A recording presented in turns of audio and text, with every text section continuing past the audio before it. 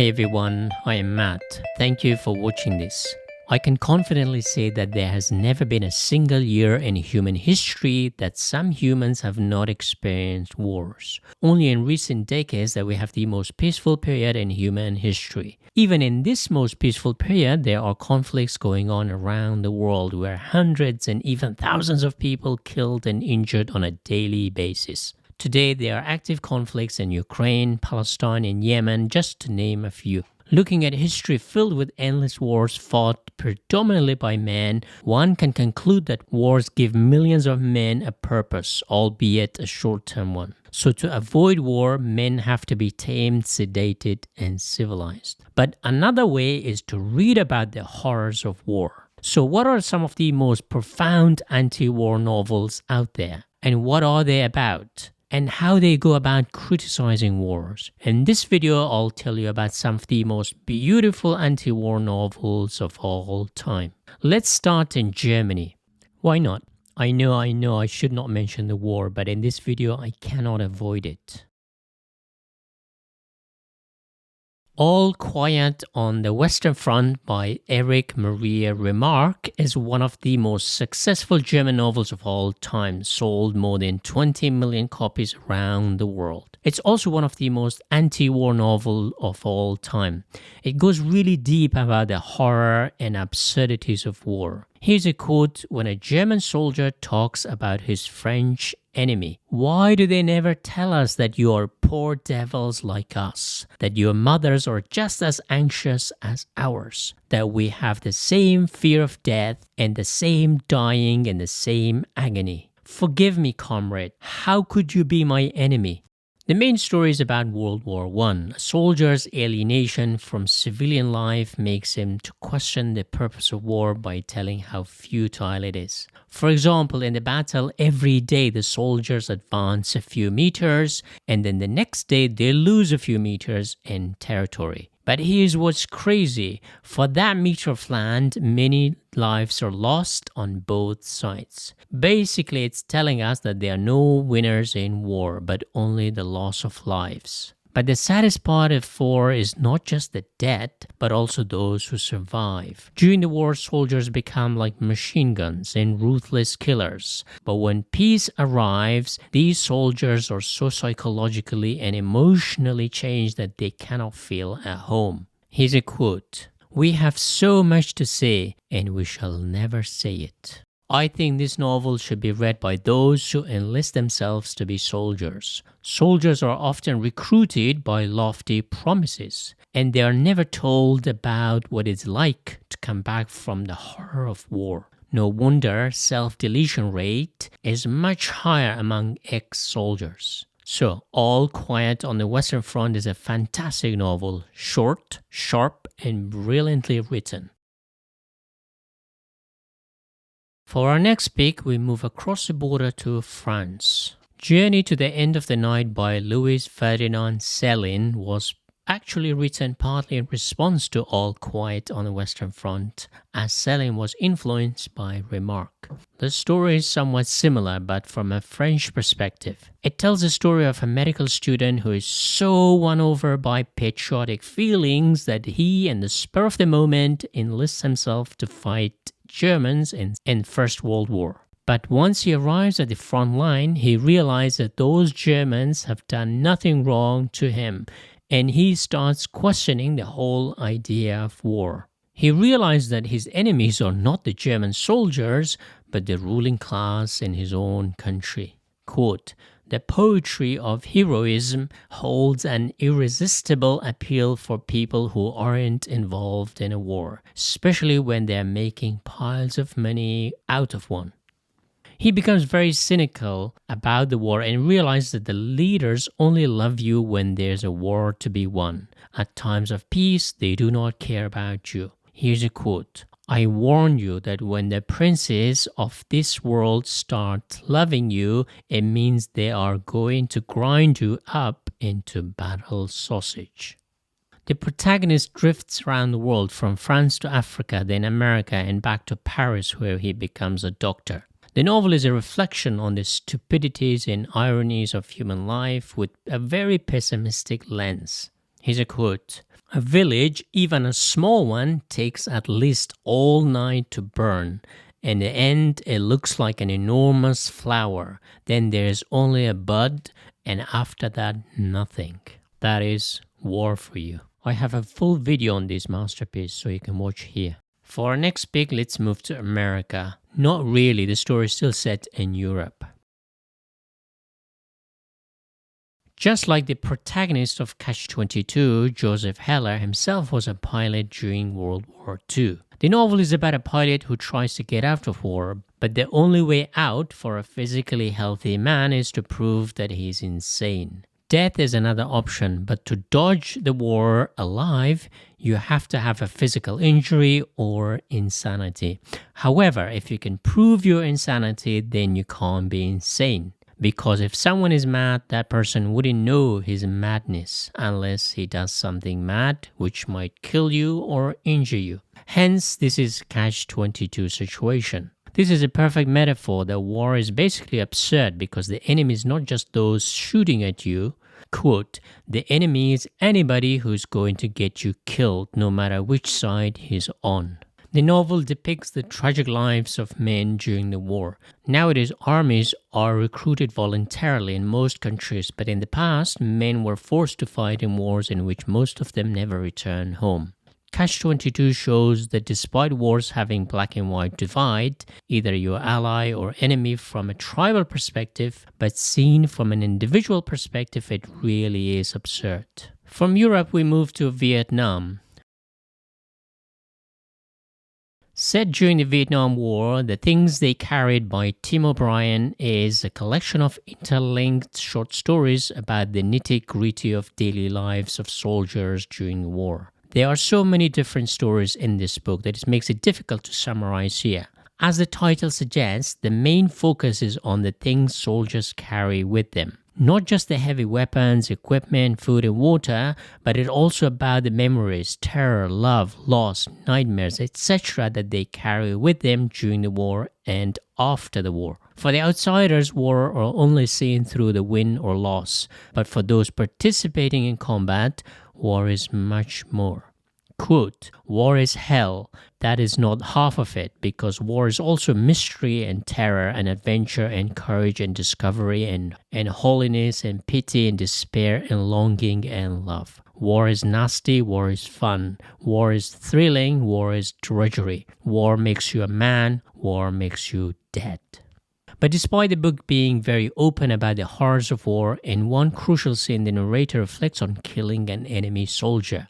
He thinks he has killed a gentle soul, but when his daughter asks if he has killed someone, he lies. He has to carry that burden with him for the rest of his life. Quote, I survived, but it's not a happy ending. Slaughterhouse-Five by Kurt Vonnegut infuses science fiction with satire and postmodernism. It tells the story of a war veteran who is able to time travel. He reflects on his experience of war, especially in his time in Germany during World War II, and his lack of enthusiasm for war in general. Now he's an old man, his memories are foggy, and the flashbacks are pretty random. The philosophy that underpins the novel, as well as life, is that the chance of one being alive is so minuscule that thousands or even millions of people dying in wars is so absurd. But the novel goes even deeper, that reality is nothing but illusion. Perhaps that's how an old veteran feels about his life and the terrible memories he has to carry. Quote, it is just an illusion here on earth that one moment follows another one, like beads on a string, that once a moment is gone, it's gone forever. The novel tells us that our being on this earth, the conception, birth, growing up, all are so unlikely events that questions the existence of wars that destroy all that in the blink of an eye. Okay, we move away from Americans fighting in Europe to the Czech Republic at the time of the Austro-Hungarian Empire was engaged in World War I. The Good Soldier of Sveg by Jaroslav Hasek is one of the funniest anti-war novels of all time. The protagonist of the novel is not actually anti-war, but extremely pro-war. He's so enthusiastic about his assignments that he makes all the stupidest mistakes while fulfilling his war duties. The novel starts in 1914 in Sarajevo with the assassination of Franz Ferdinand, which triggers the hero to join the Austro-Hungarian army during World War I. He's so energetic and so eager to fight that he misses all the trains that takes him to the front line. He ends up meandering throughout the region in his search to find the barracks he's supposed to join.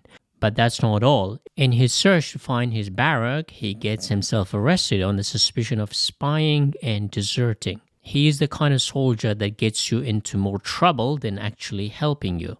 It's perhaps the author's true intention of being anti-war by creating a character who is extremely eager for war but is also extremely useless for war. So instead of creating a character who rejects war outright, he created a soldier that brought more troubles to the army than help. That is anti-war in a funny way. Now we're going back to the 19th century in Russia. War and Peace by Leo Tolstoy is not usually considered an anti-war novel, but it has a lot of elements that makes it extremely anti-war. War and Peace is set during the Napoleonic Wars of 1805 and 1812. But the main story is about 5 Russian noble families and how their lives were impacted by these wars. Tolstoy wanted to understand history, so he looked at the things that moved history. He came to the conclusion that history is not really moved by leaders like Napoleon, but rather these leaders are moved by history. In other words, historical figures, the so-called leaders or great men, are like fictional characters created by historians to simplify history. Here's a quote.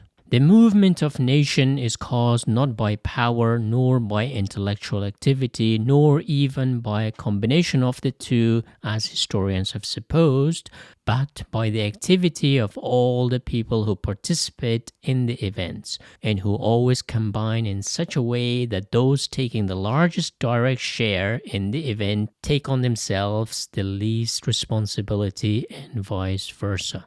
For Tolstoy, leaders show fake courage because they don't have to fight, while the real courage is shown by those at the bottom who sacrifice their lives for the wars waged by those at the top. Here's a quote that really goes deep about the intentions behind wars. Quote, if everyone fought for their own convictions, there would be no war. The only people who truly benefit from wars are those who manufacture or sell weapons. Of course, there are other beneficiaries of wars. For our next pick, let's travel to Albania. Published in 1963, The General of the Dead Army is Ismail Kadare's debut novel. It is about an Italian general who returns to Albania 20 years after the end of World War II to search for the remains of his fellow Italian soldiers who were killed during the war. His job is to return the remains back to Italy. He is accompanied by a priest. They have to travel far and wide in search of the remains of dead soldiers. They have to dig places to find the remains in order to give them a proper burial. While in Albania, they encounter another general who has come from Germany to do the same for the dead German soldiers. But in the process, they realize the absurdities of war, but most crucially, the futility of their own mission. Quote, I have a whole army of dead men under my command now, he thought. Only instead of uniforms, they are all wearing nylon bags. Blue bags with 2 white stripes and black edging made to order by the firm of Olympia.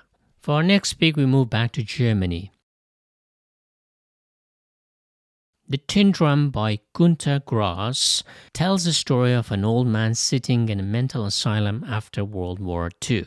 It has elements of magical realism. For example, at a young age, he refused to grow up because he didn't want to become a shopkeeper. He also has a superpower that when he screams, he can shatter glass. Edvard Munch's painting The Scream sums up this novel that is full of pain and suffering due to our human angst at the madness of the world.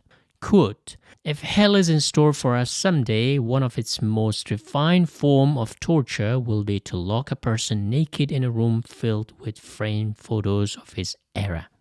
Why is he so traumatized? During the war, his only prized possession was a tin drum that he would do anything to keep it. His job was to beat his drum to encourage soldiers to fight, and after the war he became a famous musician. Despite his success, he cannot untangle himself from his guilty past, his involvement in the war. At the end, his guilt is too overwhelming to continue, so he implicates himself in a murder that would send him to prison for the rest of his life. The novel is about a German guilt that affected the generation after the war, which Günter Grass was part of. Wars do not just haunt soldiers, but also those who witness it. In this case, a musician. For our final pick, we travel in time to 1984, A Future Dystopia. 1984 by George Orwell is a dystopian novel, but at the heart of the novel is endless wars. In this story, the world is divided between three nation-states, and they are in perpetual conflict with one another. In history, every nation is born as a result of conflict with another nation or empire. If you read the national epic of each country, they are tales of wars between nations and empires. In a way, to measure the strength of a nation is to measure how many wars it has won or how many wars it is capable to win. Orwell's 1984 subverts our notion of good versus evil, but argues that goodness is only us and evil is always others. The story is about one man who tries to rebel against the surveillance state, but fails. His attempt to fight for freedom against an authoritarian regime ends with his own life. In this world, everything is upside down, or everything has the opposite meaning. Quote, "The Ministry of Peace concerns itself with war, the Ministry of Truth with lies, the Ministry of Love with torture, and the Ministry of Plenty with starvation. These contradictions are not accidental, nor do they result from ordinary hypocrisy. They are deliberate exercises in doublethink."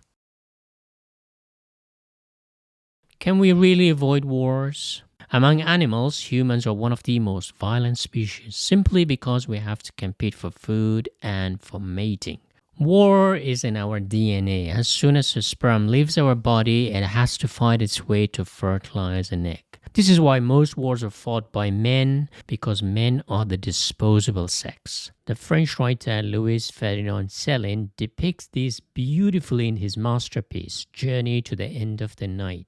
Technically, for a species to thrive, you don't need a lot of males, but you need a lot of females. Hence, male competition translates itself to wars among the human species. This male competition is even used in farming. Farmers keep thousands of female cows and sheep, while only a handful of male counterparts, and only the strongest ones to mate with all the females. Evolution is ruthless.